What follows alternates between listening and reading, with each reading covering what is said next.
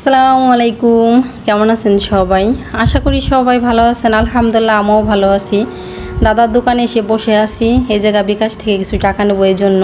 তো দাদার দোকানে বসে বসে আশপাশের দোকানগুলো আমি একটু ভিডিও করতেছি, যেহেতু সকাল টাইম পুরোপুরি দোকান খুলে নাই, কয়েকটা খুলছে, হাতে গোনা কয়েকটা খুলে নাই, মানুষজনও খুবই কম। আর আজকের আবহাওয়াটা এত ভালো, না গরম না ঠান্ডা, খুবই ভালো লাগতেছে। দাদার দোকান থেকে টাকা নিয়ে বোন জামাইয়ের দোকানে যাইতেছি, একটু দরকারি কাজ আছে এই জন্য।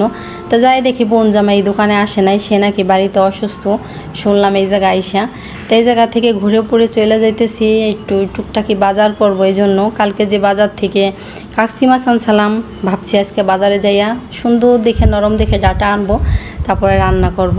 তো যাই হোক, আমার সাথেই থাকেন, স্কিপ না করে ফুল ভিডিও দেখেন। দাদা কত করে কাকা?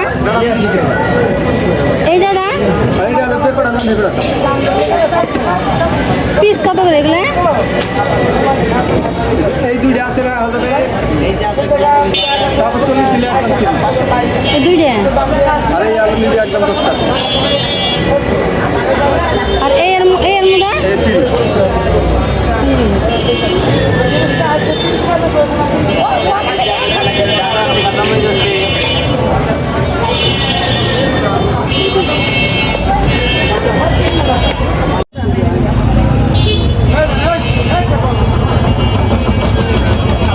এই মাত্র কাটছেন না?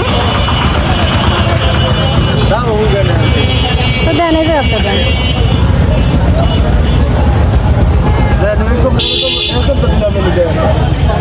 দেন দিতেন, ভালো দেখে দেন। ভালোই আপনার জিনিস আমি ভালোই করবো, তারপর আপনার দিয়ে নিতে হবে যত করে দেবেন।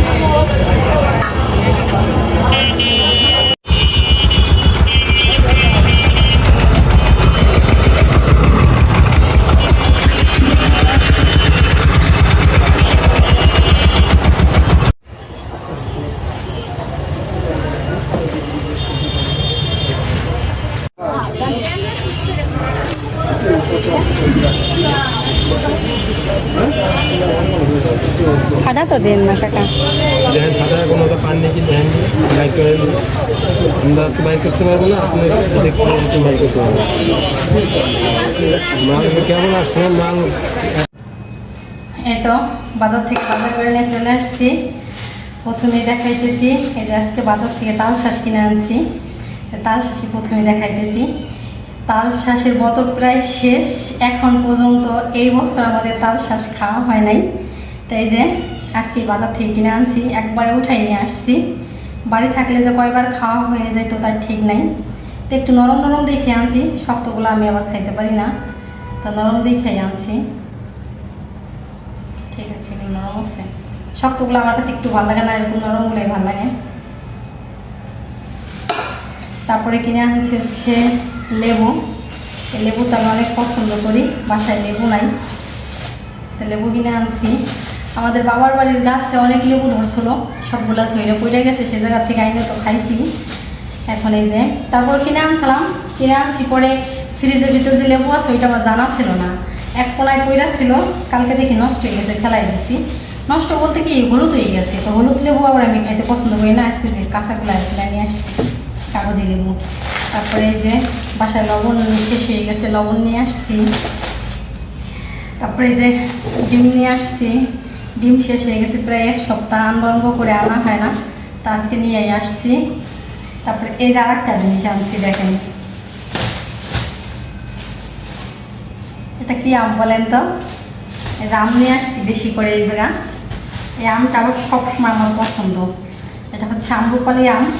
এই আম্রপালি আম তো এইগুলো আর বলতে হয় না, এই আমগুলো তো অনেক মিষ্টি, সবাই জানেন, আমি আর কি বলবো। এই জন্যই বললাম যে এই আমগুলা কীরকম হয় আর বলতে হয় না, যারা খায় তারা জানে। তো এদিকে আম্রপালি আম নিয়ে আসছি বেশি করে, কাকাও বললো যে অনেক মিষ্টি, আর এই আমগুলো এমনিও মিষ্টি হয়। আর গতকাল যে কাচ্চি মাছ আনছিলাম ওইগুলো তো আমি রান্না করি নেই, ওই মাছ ডাটা ছাড়া রান্না করলে আমার কাছে মনে হয় কি মজা লাগে না। তা আজকে যে নরম দেখে বাজার থেকে একটা ডাটা নিয়ে আসছি, আজকে ডাটা দিয়ে কাচ্চি মাছ রান্না করব। আমার মেয়ে কালকে রান্না করতে বলছিল, রান্না করি নাই, তা ভাবলাম আজকে রান্না করি। আর দেখেন এত নরম ডাটা, এই যে ভাঙা গেছে, এই যে ভাঙা গেছে সাপ্লাই দিয়া। এই ছিল বাজার, এখন রান্না করব। সকালের নাস্তা হয়নি, খুব ক্ষুধা লাগছে। ভাত আছে, এখন ওই ভাত খাবো। অনেক ভাত, কয়দিন ধরে যে কি হয়েছে, 2 বেলার ভাত রান্না করলে ওই ভাতই মনে হয় 4 বেলা হয়ে যায়। মানে খাবার যাইতেছে না কি জন্য, দুমাপতি রিয়াকারে খাওয়ার চাহিদা কমে গেছে, মানে বরকত হয়ে যাইতেছে। 3-4 দিন ধরে 2 বেলার ভাত রান্না করলে 4 বেলা হয়ে যায়, বুঝছেন। 4 বেলা তো খাওয়া যায় না, অবশ্যই ফেলানো যায়, ভাত নষ্ট হয়ে যায়। তো ভাবছি আজকে চাল আরও কম দিব, এতগুলো ভাত রয়েছে। মেয়ে তো ওই ঠান্ডা ভাত খাবেই না। যাই হোক, আমি ওই জায়গা থেকে ওটা খাবো, এখন রান্না চলাই দিই। বাজার থেকে এসে বাসায় টুকিটাকি কাজ সেরে রান্না চড়াই দিছি। ভাত প্রায় হয়ে গেছে, আর একটু হবে, তারপর নামাই নিব। আর আজকে কাচ্চি মাছ রান্না করব, সেই জন্যই তো বাজার থেকে ডাটা আনলাম, বললামই তো। তাই কাচ্চি মাছ রান্না করার জন্য যে ফ্রিজ থেকে প্রথমে যে কাচ্চি মাছ বের করে ভেজাই নিছি। আর এই যে কাচ্চি মাছ রান্না করলে তো পেঁয়াজ আর কাঁচামরিচ তো কুচাই দিতে হয়, এই যে নিচ্ছি কুচাইয়ে। আর এদিকে এই যে ডাটাও কাইটে নিচ্ছি। এর থেকে ছোটো ছোটো করে আমি কাটতে পারি না, অনেকেই পারে কিন্তু আমি পারি না, যেরকম পাচ্ছি সেরকমই কাটছি। এই যে ডাটা আলু দিয়ে কুচাই নিচ্ছি, বেশি না অল্প করে নিচ্ছি। এই মাছে আবার বেশি সবজি দিলে মজা লাগে না, অল্প করে দিলেই মজা লাগে। মাছটা সুন্দর মতন পরিষ্কারই আছে, কালকে সুন্দর মতন পরিষ্কার করে নিচ্ছি। এইটা আবার কি, ও ধনেপাতা।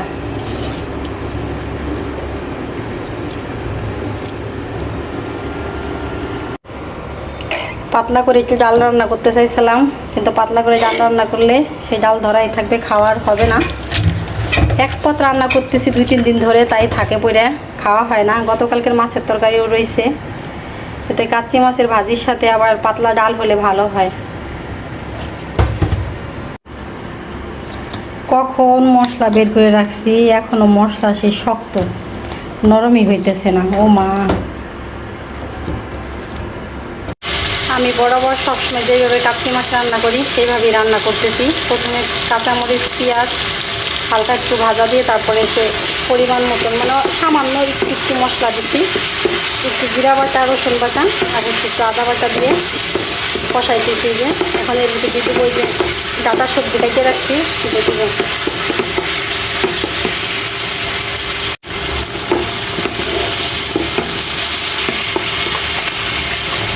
অনেকে আবার হাতে মাখাইয়ে রান্না করে, আমি হাতে মাখাইয়ে রান্না করি না, আমি এইভাবেই রান্না করি। আর মশলা একেবারেই কম দিচ্ছি, নাম খাচ্ছে দিচ্ছি একটু জিরা আদা রসুন বাটা আর কাঁচামরিচ পেঁয়াজ তো কুচাই দিচ্ছি, তেলের উপর একটু হালকা ভাজা দিয়ে তারপরে হলুদ লবণ দিয়ে মশলাটা ভালো করে কষিয়ে যে এখন ডাটা দিয়ে দিলাম। এটাকে ভালো করে কষিয়ে দেব।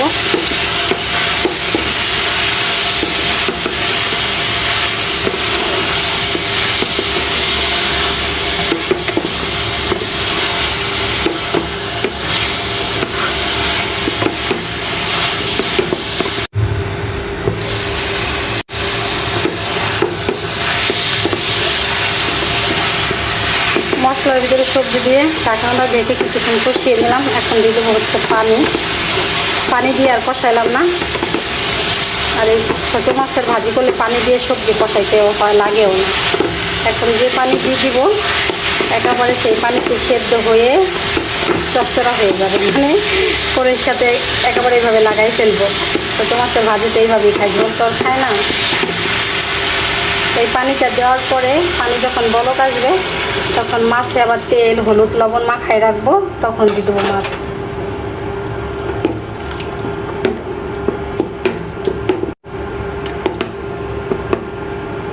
এখন ঢাকনা দিয়ে ঢেকে দিই। ঝোলে যখন বলক চলে আসছে তখন এই যে লবণ হলুদ আর হচ্ছে তেল মাখিয়ে মাছ দিয়ে দিলাম। এখন ঢাকনাটা ঢেকে দেবো, একেবারে টানাই ফেলবো। যে পানি আছে এই পানিতে সুন্দর মতো সবজি মাছ সেদ্ধ হয়ে একেবারে টাইনা যাবে। ছোটো মাছের ভাজি রান্না করা আমার হয়ে গেছে। এই যে হচ্ছে আমার কাচ্চি মাছের ভাজি। পানি আমি বেশি দিয়ে ফেলাইছিলাম, এজন্য যেরকম হয়েছে। মানে বরাবর সবসময় আমি তরকারিতে বেশি করে পানি দিয়ে জাল করে খাই, কিন্তু অনেক মজা হয়েছে ভাজি।